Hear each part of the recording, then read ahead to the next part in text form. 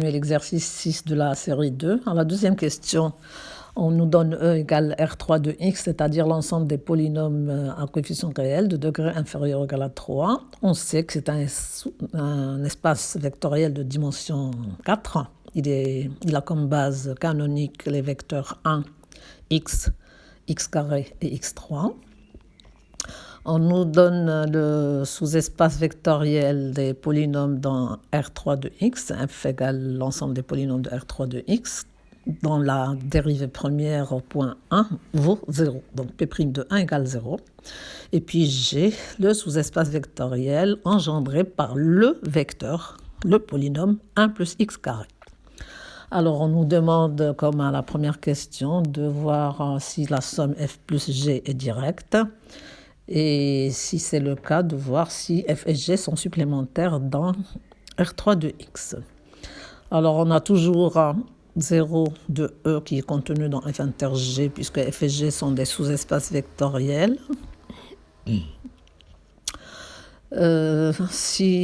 Donc pour montrer la deuxième inclusion, on prend P dans f inter g, un polynôme P dans f inter g.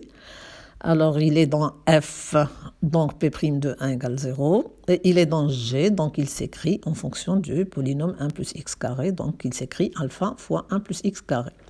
Alors, si je prends ce P qui est dans G et je dis qu'il est dans F, il va satisfaire l'équation P' de 1 égale 0.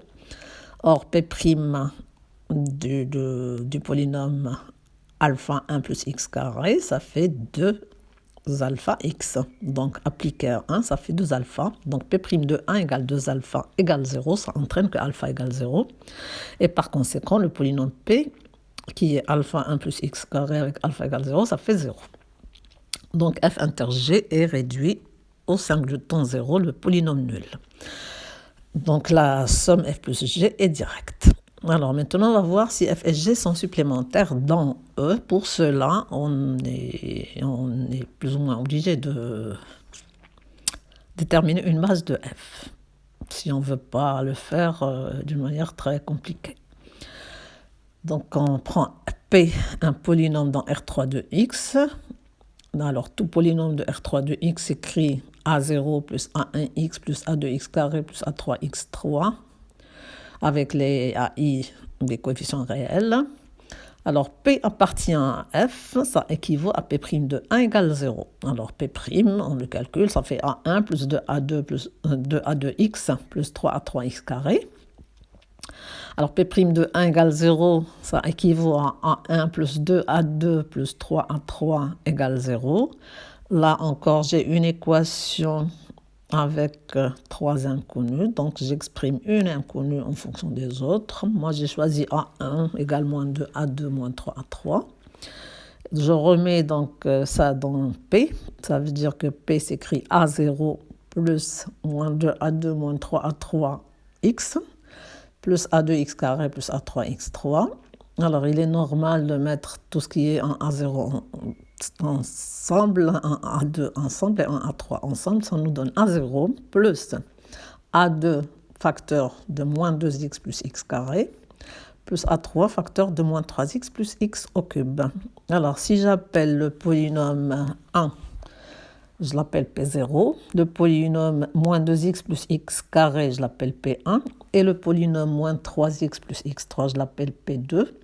Alors, j'obtiens que F, c'est le sous-espace vectoriel engendré par P0, P1 et P2. Alors, on a vu donc dans le cours que si on a une famille de polynômes avec des degrés strictement croissants, cette famille est libre.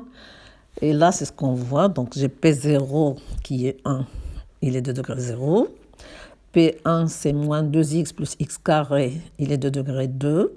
Et P2, qui est moins 3x plus x3, il est de degré 3. Donc, les degrés sont strictement croissants. Ça veut dire que P0, P1, P2 est une famille libre. Alors, elle est libre et génératrice de F. Donc, c'est une base de F. Et par suite, la dimension de F est égale à 3.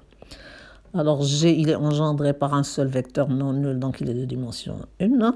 Ça nous fait donc dimension de R plus dimension de G égale 4, qui est la dimension de R3 de X. Comme on avait déjà montré que f inter G égale 0, ça veut dire donc que f plus G est une somme directe et nous donne R3 de X tout entier. Donc f et G sont supplémentaires dans E.